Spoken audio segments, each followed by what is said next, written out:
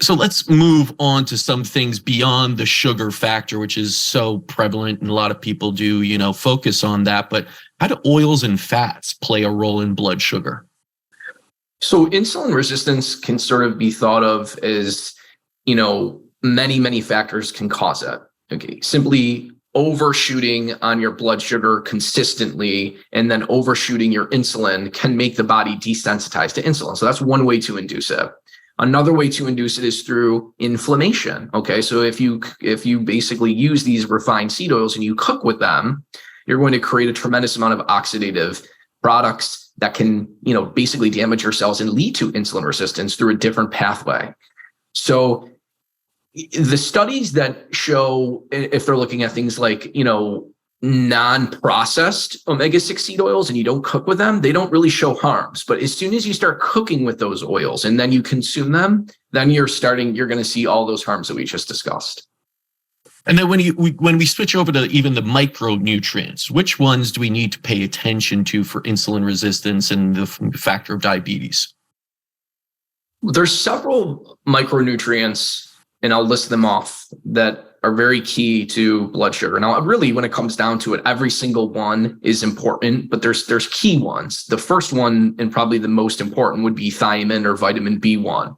The second would be magnesium, because it's required to put thiamine in its active form in order to metabolize glucose in the body. The third one would be sodium, so not getting enough salt. We just published a review paper on 23 human clinical studies showing that low salt diets induce insulin resistance, elevated insulin levels, et cetera. Chromium is also very important for insulin, as well as potassium, and then even copper as well. So really those 6 are really, really key, and we can kind of dive into each one if you want. Well, the one that interests me a lot, and the one that you call the secret insulin amplifier, is chromium. A lot of people look at that chromium picolinate like as a supplement to take for insulin, diabetes, all these other things. Talk about that and why you called it the secret insulin amplifier. So chromium is released from the cell when you consume glucose. It's released from the cell to enhance insulin's effect. So without chromium, insulin doesn't really work that well.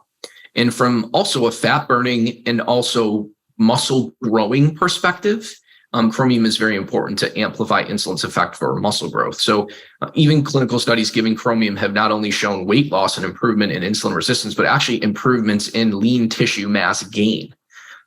So from enhancing insulin's perspective, chromium is right there to do that.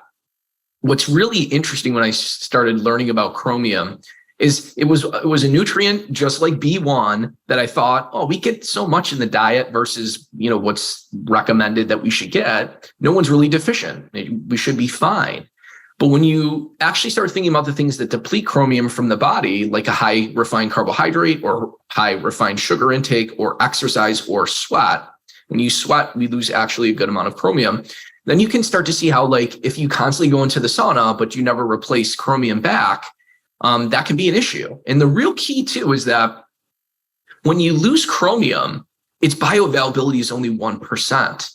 So if you lose 7 micrograms, which is typically how much you'll lose in an hour of sweating, you have to consume 700 micrograms because you're only going to absorb 1% of that to get it back.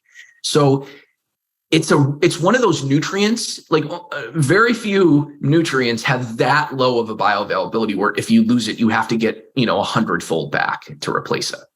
Is that why people, I know people that sauna like once or twice a day and just, live in the sauna, kind of detox, that's their whole thing. And, hydrate as well, but they're not probably hydrating with enough mineral salts and everything else. Is that why many may find themselves deficient and almost in a state where they're not truly helping themselves by sauna so much without replenishing? I totally think yes. Yeah. Particularly the loss of sodium, copper's tremendous loss too through sweat. You lose a lot of nutrients, and if you're not replacing them back, including chromium, then you're gonna have a lot of issues with energy levels for sure. Yeah. I mean, it's unfortunate because we put such a, high regard on these things like infrared saunas or just going in and sweating. We need to do that more in movement, but we don't look at the flip side that we are depleting in some ways. And if we don't replenish, we're in a worse state.